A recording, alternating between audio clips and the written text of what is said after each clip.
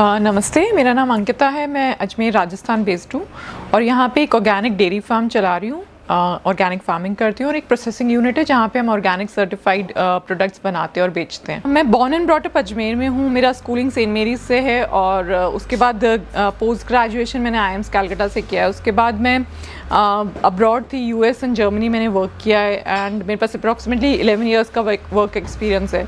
वो सब छोड़ के इंडिया आके अपना ये शुरू किया एंड जस्ट थॉट कि मेरे को कुछ ऐसा शुरू करना था which was align which supposed to be aligned with socially economic environment and animal welfare से।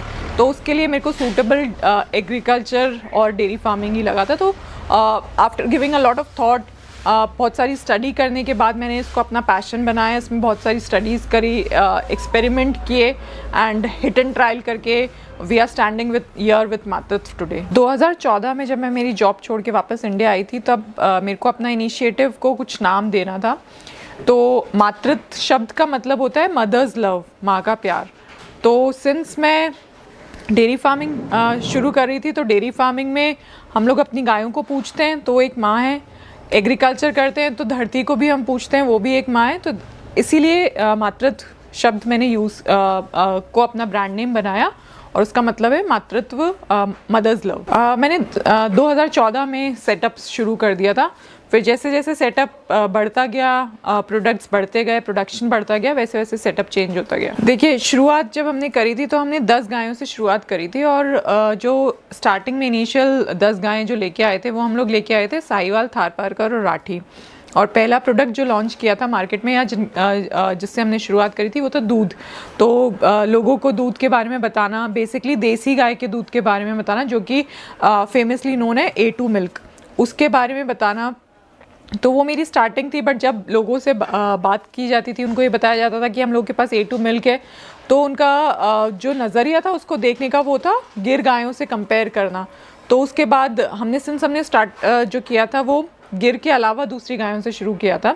बट फिर हम धीरे धीरे गिर गाय लेके आए। तो आज मेरे पास गिर गायों का डेयरी फार्म है और साथ में एग्रीकल्चर कर रहे हैं, क्योंकि डेयरी और एग्रीकल्चर हैंड इन हैंड चलता है। क्योंकि डेयरी का जो प्रोड्यूस है जैसे कि गौमूत्र और गोबर, वो जैविक खेती में खाद के तौर पे काम आता है और एग्रीकल्चर का जो प्रोड्यूस है यानी ग्रीन और ड्राई फॉडर, वो एनिमल्स के लिए काम आता है। तो इसलिए डेयरी और एग्रीकल्चर हैंड इन हैंड चलता है। पर पूरा मार्केट स्टडी करने, क्योंकि मैंने दूध से शुरुआत करी थी, तो मुझे फर्स्ट प्रोडक्ट में ये पता चल गया था कि मार्केटिंग बहुत डिफ़िकल्ट टास्क है इस फील्ड में।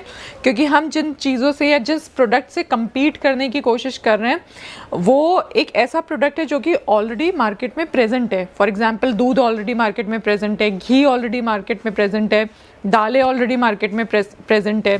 तो जितने भी प्रोडक्ट मैंने लॉन्च करे या जितने भी मेरा दिमाग में था कि मेरे को ये करना है, तो वो उसका कॉम्पिटिटर कन्वेंशनल प्रोडक्ट था। तो लोगों को अपने प्रोडक्ट की तरफ लेके आना, उनको ये बताना कि ये प्रोडक्ट क्यों खाना चाहिए, इसके बेनिफिट्स क्या हैं। तो मैं उसको कंपेयर कर रही थी जो ऑलरेडी वो जो खा रहे हैं उससे। तो वो चैलेंज था हम लोगों के लिए शुरुआत में जब हम लोगों ने शुरू किया था। तो 10 गायों से शुरू करके फिर आज 51 गाय हैं, एग्रीकल्चर फार्म है और प्रोसेसिंग यूनिट है। हम लोगों के पास अभी 300+ SKUs हैं, जिसमें हम लोग कवर करते हैं आपके organic certified grains, flowers, porridge, दलिया, दालें, मसाले, चावल, कोल्ड प्रेस्ड ऑयल, कच्ची घानी के तेल हैं, नमकीनें हैं, ट्रेडिशनल स्वीट्स एंड नमकीन्स हैं और फॉरगॉटन फूड्स हैं जैसे मंगोड़ी, पापड़, अचार, ट्रेडिशनल जितना होता है वो सब कुछ है। तो ऐसे करके पूरा एक जो बास्केट है वो 300+ प्रोडक्ट का है। बट हमारी जो USP है Matritva is known for organic certified value added products. यानी आज किसी के खेत में चना हो रहा है, जैसे हमारे खेत में चना हो रहा है, तो हम उस चने को एज सच रॉ नहीं बेचते अब, कि जिसको मतलब वो हमारी प्रोडक्ट लाइन में एडेड है, बट हम उसका वैल्यू ऐड क्रिएट कर देते हैं, यानी उसकी नमकीन बना देते हैं। तो वैल्यू एडेड प्रोडक्ट्स हमारी स्ट्रेंथ है।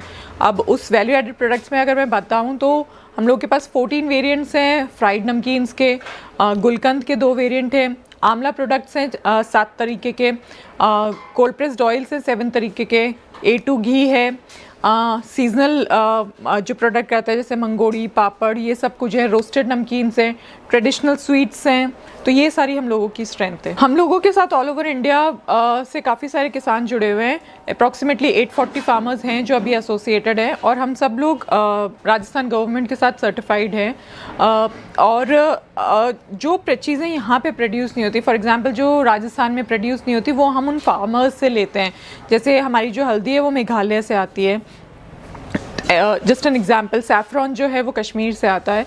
तो जो चीज़ यहाँ प्रोड्यूस नहीं होती उसके लिए हम लोगों ने फार्मर्स का एक ग्रुप बना रखा है जहाँ से हम वो प्रोड्यूस लेते हैं, उसको अपने यहाँ पे उसकी अगर सफाई करानी होती है, छनाई बिनाई जो भी करानी होती है, वो यहाँ होके पैक होके फिर कस्टमर्स तक जाता है। हम लोगों के यहाँ जैसे जो ऑर्गेनिक प्रोड्यूस या वैल्यू एडेड प्रोडक्ट्स जो हम लोग बनाते हैं, वो कैसे करते हैं कि जो बेसिक उसके इंग्रेडिएंट्स हैं, यानी अगर आप गाठिया देखेंगे, एक नमकीन है गाठिया जो कि छोटे बच्चे भी खा सकते हैं और एजेड भी खा सकते हैं। उसमें बेसन डलता है, अजवाइन डलती है, थोड़ी सी हींग डलती है और नमक डलता है, और वो मूंगफली के तेल में फ्राई होता है। इसको बनाने में हम लोग कहीं सोडा यूज़ नहीं कर रहे। जो चना है जिसका बेसन बना है वो चना भी देसी है, उसका उगाने का तरीका बिल्कुल जैविक है। यहाँ पे कहीं कोई केमिकल यूज़ नहीं हुआ है उगाने में, बनाने में, और पैकिंग में भी कोई केमिकल यूज़ नहीं हुआ है, यानी हम नाइट्रोजन पैकिंग भी नहीं करते हैं। तो पूरा जैविक है, हर चीज़ का हाइजीन का, उसके बनाने का, उस प्रोडक्ट के रॉ मटेरियल का, सबका खास ध्यान रखा जाता है। हम लोग काफ़ी सारी एग्जिबिशंस करते हैं, फार्मर्स मार्केट करते हैं, अलग अलग सिटीज़ में, अजमेर में भी करते हैं। तो इससे हमारे डायरेक्ट कस्टमर्स बेस बना हुआ है।